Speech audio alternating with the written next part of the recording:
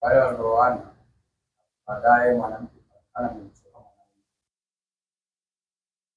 sijatoa amekufa roho, lakini ana sababu za msingi. Mwanaume anang'ang'ania kurudisha mapenzi, lakini mwanamke kama mwanamke anatamka kwamba kama kuna kitu wewe unaona kwamba umefanya dhuluma kwenye mahali yako, mimi nikutii. Mwanaume anasema hapana, mimi sikutii wala mahali yako.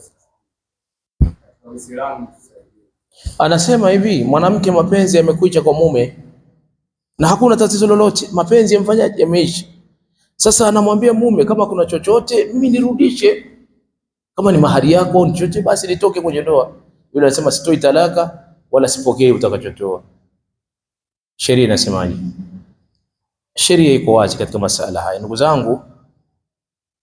Thabit ibn Qais radhiyallahu anhu warda, sahaba wa Mtume, alikuwa na mke wake.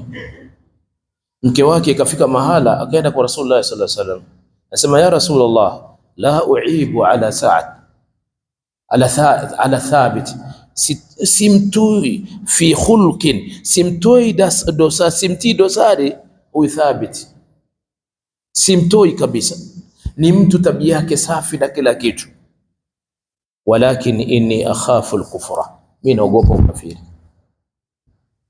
Rasulullah sallallahu alaihi wasallam ni Mwarabu na anajua Kiarabu, akajua maana yake, lakini sisi lazima ujiulize hapa, ukafiri wanaozungumza ni vipi? Yani anaogopa kwamba mwanamke kwa alivyomchoka na mapenzi ulivyoondoka ataacha kusimama na haki zake za msingi, kumpa haki zake za nini, za msingi, mume akaingia kwenye nini, kwenye ukafiri.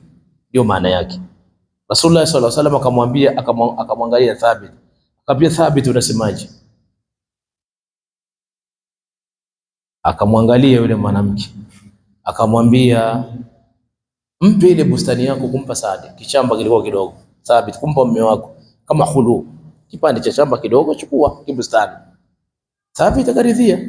Huyo Thabit akachukua kipande kile cha nini, cha bustani, huyo akawa amejikhulu. Ndugu zangu, naomba niwaambie, lazima tukubaliane, kuna wakati mwanaume pia mapenzi yanaweza kuisha kwa mke wake, na kuna wakati mwanamke mapenzi yanaweza yakaisha. Sasa hivi vitu tusio tunalaumu sana, mwana yule kamwacha mwanamke bila sababu yoyote. Hapana, wewe ulikuwepo kwenye suluhu, walioko kwenye suluhu ndo watasema bila sababu yoyote. Lakini hivi vitu vipo na vilikuwepo wakati wa nini, Mtume, kwa sababu haya ni, huyu ni mwanadamu kaumbiwa. Kwa hiyo bwana, inapofika hivyo, wewe mwanaume jiongeze. Mke amesema bwana, mimi naomba kujihulu, nini shida? Wallahi huna matatizo yoyote, lakini mimi mapenzi yangu kwako naona yameisha. Kubaliana na ile hali, huenda Allah akajalia siku nyingine mapenzi yakarudi tena akataka mboe. Wangapi wanaachana kwa hulu kisha wanaoana? Mimi mwenyewe shaurizo zaidi ya mara 3, ambie waoane. Na hulu sio talaka, naomba mnifahamu, hulu sio talaka, ile ni fasakh.